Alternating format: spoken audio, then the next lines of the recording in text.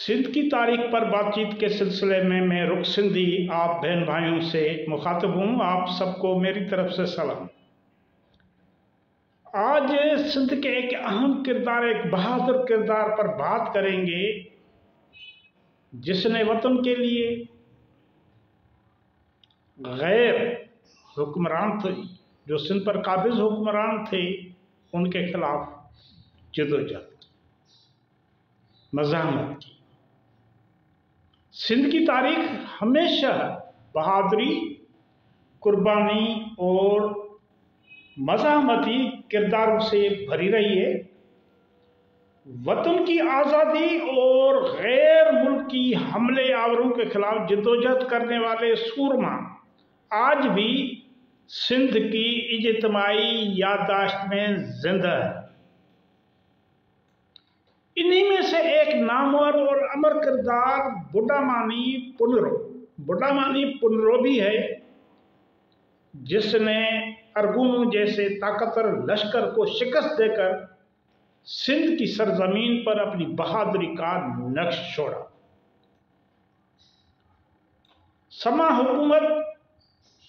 सिंध में समा हुकूमत के खात्मे के बाद अरगुनों ने कब्जा कर लिया, इक़्तिदार संभाला। अरगुन 1520 ईस्वी से 1554 ईस्वी तक सिंध पर काबिज रहे, ना 34 साल काबिज रहे अरगुन। उसके बाद तुर्खान मुगल आए। समा खानदान के दौरे हुकूमत के आखिरी ज़माने में जब सिंध और कच्छ के सरहदी इलाकों पर अरगुनों की यलगार बढ़ने लगी, उस वक्त कच्छ के बटाम नामी इलाके में एक बहादुर सरदार पुनरो रहता था। पुनरो तारीख में वो बटामानी पुनरो के नाम से याद किया जाता है। बस तारीखदान के मुताबिक के बटाम उसके रहायशी इलाके का नाम था, जबकि कुछ का ख्याल है कि इसकी ज़ात भी बटाम थी।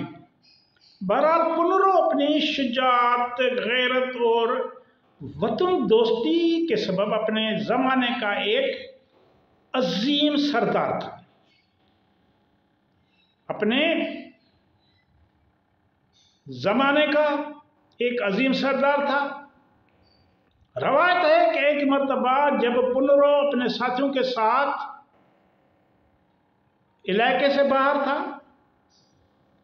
तो अरगुन लश्कर ने उसके किले पर हमला कर दिया। उस वक्त हमले के वक्त किले में सिर्फ बूढ़े मर्द और नौजवानों में पुनरो का एक भाई मौजूद था। बाकी और मर्द मौजूद नहीं थे, बाकी सारी औरतें थी। उसने पुनरो के भाई ने बड़ी बहादुरी से दुश्मन को रोका। बाला आखिर लड़ते लड़ते शहीद हो गया, वतन पर फिदा हो गया, कुर्बान हो गया। अरगुन किले में घुसाए, सारा माल लूट लिया और औरतों को भी कैद करके साथ ले गए। जिन औरतों को कैद किया उनमें पुनरो की वालदा, बहन आमला और एक औरत सोनारी थी, वो भी शामिल थी। जिससे जो सोनारी थी उससे पुनरो की खास मोहब्बत थी, नाम उसकी महबूबा थी। जब पुनरो वापस आया और उसे ये अलमनाक खबर मिली कि उसका भाई शहीद हो गया है और उसकी माँ और बहन दुश्मन के कब्जे में हैं, तो वो अपने साथियों के साथ फौरन दुश्मन के ताक़ुब में निकल खड़ा हुआ। पहाड़ी घाटी में उसने अरगुनों पर हमला किया और बहादुरी से उन्हें शिकस्त दी। कई कैदी औरतों को आज़ाद कराया, लेकिन उसकी बहन आमला और महबूबा सोनारी लश्कर के अगले हिस्से में थी, जो बच निकले। वो अरगुन बच निकले जो पहले जा चुके थे। तो इस हमले में आमला और महबूबा जो है, सोनारी है बुढ़ामानी पुनरो की, जो बहन आमला और महबूब सोनारी, वो बाजियाब नहीं हो सकी। पुनरो ने अपनी बहन आमला की तलाश और अपनी महबूबा की तलाश जारी रखी। एक दिन एक फकीर ने इतला दी कि आमला फलाने शहर में कैद है अरगुनों के पास। पुनरो फौरन अपनी वफादार घोड़ी जिसका नाम नीलोफरी था उस पर अकेला रवाना हुआ। दुश्मन के शहर पहुंचकर उसने अपनी बहन को आज़ाद कराया और बखैरत वापस कच्छ आ गई। आमला की रहाई भाई और बहन के रिश्ते की अजीम मिसाल है। पुनरो का दिल फिर भी बेचैन रहा क्योंकि उसकी महबूबा सोनारी अभी तक अरगुनों के कैद में थी।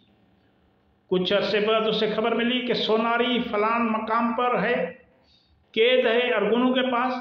वो अपने साथियों के साथ गया, सख्त लड़ाई के बाद दुश्मन को शिकस्त दी और सोनारी को भी आज़ाद करा के वापस कच्छ ले आया। ये वाक़या उसकी शुजाअत और इश्क दोनों का शाहकार है, जो सिंध की लोक कहानियों में हमेशा के लिए अमर हो गया। बटामानी खानदान का जो असल मस्कन है वो बदीन, डिपलो और मिट्टी के सरहदी इलाके थे। उनका माना बटामानी खानदान की रहायश थी जो वो सरहदी इलाके थे, बदीन, डिपलो और मिट्टी, जो कच्छ के नज़दीक थे। कच्छ भी उस वक्त सिंध का हिस्सा था।